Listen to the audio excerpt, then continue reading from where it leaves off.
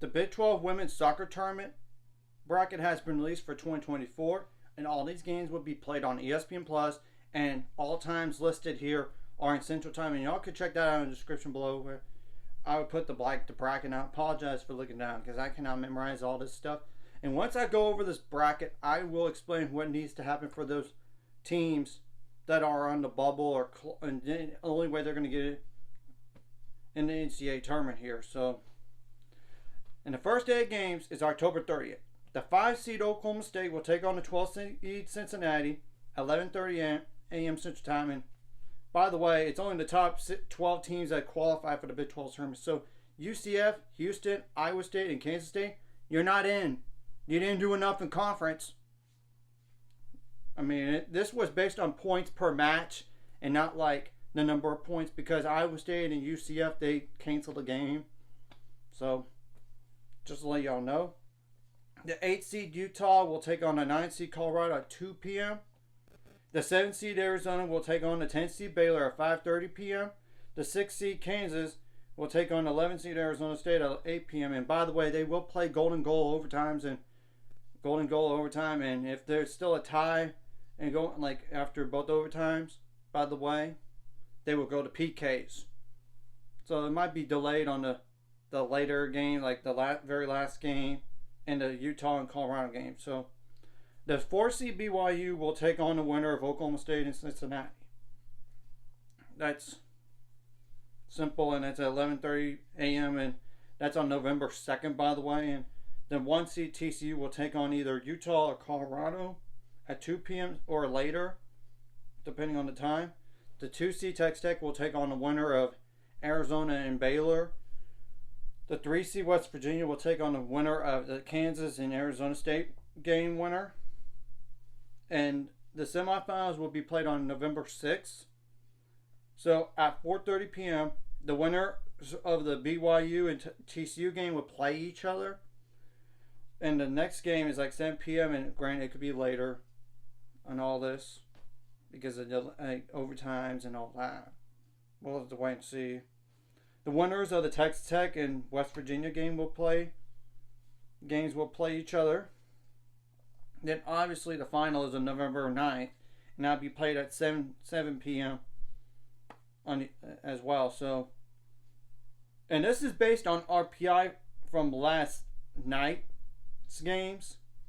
So it will change between now and when the tournament really starts, and even when it is going on. So you got to keep in mind on this. So I would definitely say TCU, West Virginia, you're definitely safe. I would think because of top 25 RPI. Now, I think Oklahoma State's safe as well, and BYU's safe. I would think so, but if BYU does lose to Oklahoma State, it's not going to hurt that much, if any. But if obviously they lose to Cincinnati instead, that's going to hurt more. Because when you look at the Cincinnati RPI, it's 132. Yeah, not that good. So that's just saying as a definite. I think Oklahoma State should be in no matter what, and same thing goes for BYU. If they play each other, that's not going to really hurt their RPI too much, so they should be safe. Now, Texas Tech is interesting because their RPI is 38, which is not terrible.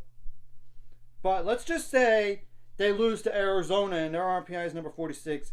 That's going to hurt. And obviously, if they lose to Baylor and Baylor's RPI is 65, yeah, I think their RPI is going to get worse with that type of loss instead of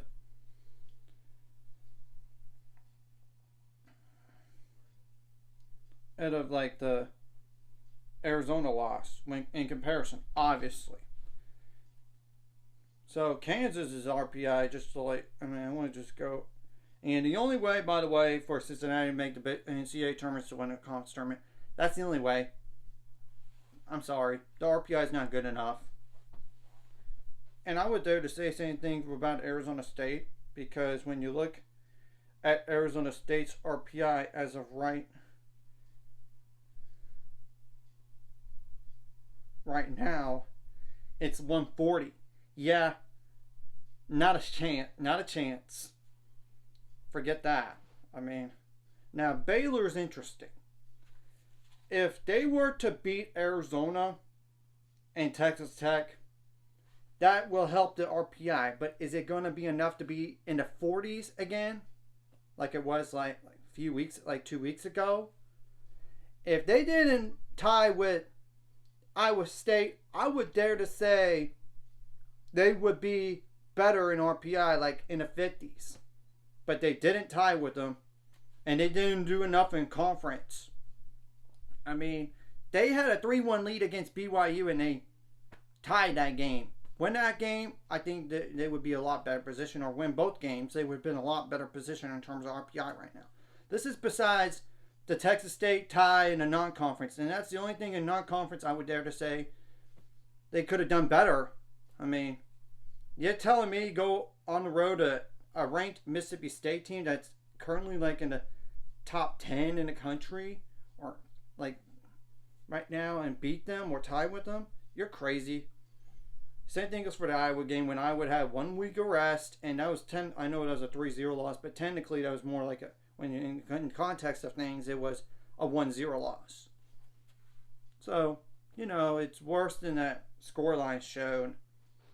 But I would dare to say, even if they get to the semifinals, I don't think it's enough. It might be enough, but I don't think it is, because then if they were to face, like, I don't know, like a West Virginia, for example, and if they do play them, and they beat them, I think they would be a lot better positioned to get to the final. And then you're possibly in the NCAA tournament. Obviously, winning it is a guarantee. It's just, I don't know about winning it. Yeah, that's pretty much all I could see for Baylor to do on this. Arizona State, Cincinnati, do better in non-conference. Schedule tougher in the future. Don't have to put yourself in this position. And obviously do better in conference. So, now, I'm going to go over like Utah, and Utah's RPI is 80. Yeah, not that great. I mean, the only way, in my opinion, they even get to the NCAA tournament is to win a conference tournament, which good luck. I mean, Colorado's RPI is 61. Yeah, they're kind of similar position as Baylor. They didn't do enough in the conference, and maybe they should have scheduled tougher in the non-con as well. But the only way for them to get in is like, if let's just say they beat Utah, for example, and then they beat TCU. I think their RPI should improve a lot. It should improve a lot. It's just, is it enough just to get to the semifinals for RPI? Maybe, but I don't. It's not a guarantee, and I would dare to say just get to the final, and then maybe you're in. Maybe as long as you face either BYU or Oklahoma State, I think then you got to win those two games, win that game, and obviously win their conference tournament, you're in. So I'm just going over that portion. Now, Arizona, I kind of already forementioned this. If you lose to Baylor, forget your NCAA tournament chances. It's done. I mean, because when you look at the RPI is like 46. I mean, they have to win against Baylor, then to beat Texas Tech. Then I think they would be in a lot better position to meet the NCAAs. So that's probably the safest one out of the bunch. They don't have to go to the final, or for sure semifinals. I think they should be safe as long as they don't lose to like a Kansas or Arizona State. Just lose to West Virginia. I think then maybe they should be in the NCAA tournament, but I don't know. Okay, so now I'm just going to go over Kansas and they're like RPI number 64. I think the only way they're going to make that, it's kind of simple. Don't lose to Arizona State. If you lose to Arizona State, your RPI you're done for. Your RPI is number 64. So yeah, you're not going anywhere. Maybe schedule tougher in the non-conference, do better in non-con, do better in conference, and then you would have put yourself in this position to potentially have to go to the final, or obviously if you beat Arizona State and then beat West Virginia, I think your RPI will improve.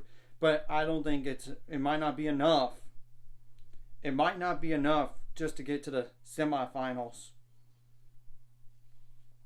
I mean, just to make the NCAAs, but obviously you get to the final, I think you would be a lot safer position. And obviously winning it, you're automatically in. I just wanted to go over that real fast, and this does have implications as well for like a TCU that might be like a Sweet 16 host. I mean, might be. I mean, in all this, Texas Tech, your ranking's going to go down. Obviously, with that loss to BYU last night. I just want to go over this besides the conference and which teams are left out in all this. So anyways, if you like this content, hit the like and subscribe button. See you guys later on the road to 7 subscribers. Of course, ultimate goal is 1,000 or more. Somebody might have to, of course, like a video, comment a video. It really helps YouTube algorithms so more people see it. Sharing the video does help as well so more people can watch. And if you're watching and then subscribe, hit subscribe buttons, hit the notification bell as well. And you cannot rely on other teams' results to get yourself in the NCAA tournament either. You got to take care of business on your own. I mean, just speaking the truth. And it does play a factor, I know, but you got to take care. You got to win games just to get there. I mean, that's just telling the truth.